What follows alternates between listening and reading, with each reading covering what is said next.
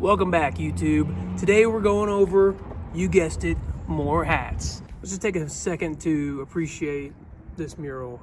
Dustin Moats, you can find him at, I believe, D Moats. I'll put his handle in the description of this video.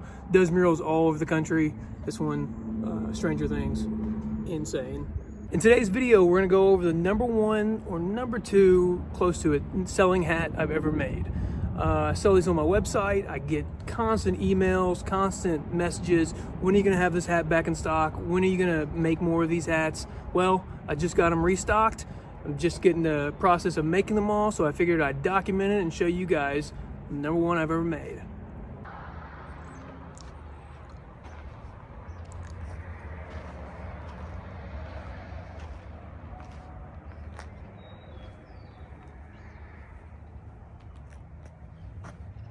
Yeah, too fat. I'm too fat. I gotta stop making hats and start working out. All right, so the cat's out of the bag. We've got an OnlyFans patch. So quick little story. I'm just searching online. I'll search on Etsy a lot for inspiration. Just some kind of design. I just wanted to find something with turkeys because it was turkey season around here, and it's a huge turkey hunting area. And I came across this, and it turned out to be one of the best sellers. I tell you this little story because I pride myself in design work, and it kind of hits you a little bit whenever you're creative all the time. You try to be creative at least, and one of your best sellers is something that you just find on Etsy that you didn't come up with, that you didn't do anything, but you just enjoyed it. And I did buy it off Etsy seller that said it had no guidelines on selling. They said it's free for the taking once you paid for the design. And so yeah, so it just so happened to be an OnlyFans turkey patch. So it came with SVG. Like, this is an SVG right here. We're in LightBurn, and that's just the best file that there is. You just come out with the cleanest cuts and the cleanest engraving on leather when it comes to SVGs. If you're watching this video, you probably know that, but you can turn PNGs into engraving or into LightBurn software and stuff like that. It just doesn't come out as clean. You really want a file that's strictly an SVG or a PDF or something that's you've created in design software. Okay, as you can see, we have our SVG right here. What I'm gonna do first is I'm gonna take this outer line right here, and I'm going to come over to offset. This is the circle. I say it looks like an Ohio State kind of O. And then I'm gonna have it on outward, round, and I'm gonna go out until I see where I'm hovering right here. I'm gonna go out until where I'm just in one solid patch. I don't really want to do the legs and the feather, everything like that. I don't want to do that separately. I have like 3 different little pieces of leather coming down. So I hit OK. Now I grab that outer layer I just made and bring it over here to the right. I'm gonna fully select the OnlyFans SVG. I will come over and I'm gonna make that entirely my yellow 04. I have this set as engrave. So you can engrave, you can make a line, and then you can make like a line that doesn't cut. So I'm gonna use engrave and cut on this.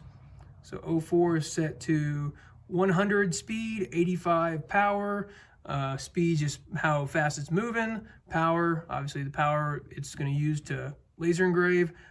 All different machines are gonna be different levels, so you're gonna have to figure that out on your own for whatever machine you're using. So I have it all right here in engrave. So what I'm gonna do is I'm gonna right click, select all that, and I'm gonna group it together. Just saves you a lot of headache whenever you group it together like that. For this cut line, so I have it as cut, and it turns into green. It's at 5 speed, 100 power. For one pass, one pass around cuts this. Sometimes I use thicker leather. I gotta go a couple passes. So I'm actually gonna ungroup this right here, and I'm gonna get rid of this cut right here because I don't. Sometimes I'll leave a gap in my design. This one I don't want a gap. Bring it over and just center it like this. And I'm gonna right click again after I select it, and I'm gonna group it. So there we have the patch. Now here on the height, I really don't want to go over probably about 2.55. I think when you get over 2.55 inches, it starts to be a little bit too big for a hat. I really try to only go 2.25 inches for a patch on a hat. This patch right here is I believe this is 2.5, and this is a bigger stand-up hat, so I think that's okay. But most hats, you really want to stay around 2.25. So I'm gonna have that selected, and here we are. I'm gonna make sure my pass line, my fill line is first, and my cut is second, just out of habit. It's things I double check, and now we're ready to laser engrave. YouTube, sorry to interrupt the video. If you could just take 2 seconds out of your time to please like the video and subscribe, that would mean the world to me. I appreciate it so much. Thank you guys for following along, and I hope to keep cranking out YouTube videos going over hats. See y'all. So on to the laser engraving. I should probably clean my machine. About time. Now what I'm doing here is I'm applying resolene. So I'll pause the video real quick. Resolene, you can find it here. I'll put it on the screen, and also a link in the description. You can find it at, I use Springfield Leather Company. They're in Missouri. I'm from Missouri, so it's a good combo. I like to, if I can buy something in the same state, it's pretty cool to me. So this is Resolene. What this is going to do is this is going to seal in your char. All the engraved, that black area on the leather, we're going to seal it in. That way we don't get it on our hands, way it doesn't leak down the hat, sweating down. But comes in a big bottle like you'll see on the screen here. And I dilute it 50%. It's 50% water, 50% Resolene. And yeah, I just apply it on there. I'm taking this video and I kind of get a little overzealous with the Resolene. Apply a little bit too much. Normally I wouldn't apply this much. I put just a little bit, and it's going to make your leather a little bit darker, so keep that in mind. And you want to do this before you add on any hide bond, add on any adhesive, and you want to let it dry out properly. Might have kind of rushed this video just a little bit. Did everything all in one day. Usually try to let it go overnight one time. So apply it. Like I said, I put it on there a little bit too much. I kind of knock it right here, yeah. And here we have 2 leather patches. Went ahead and made 2 just to see how I'd like maybe a different variation of this. Went ahead and went with the one we did in the video, the darker edge. The Resolene soaked in. It's probably not quite dry. It's a little darker than I'd like. You can check with your thumb, see if the char is there. Don't see any char, so we're good. Got the hide bond on the back.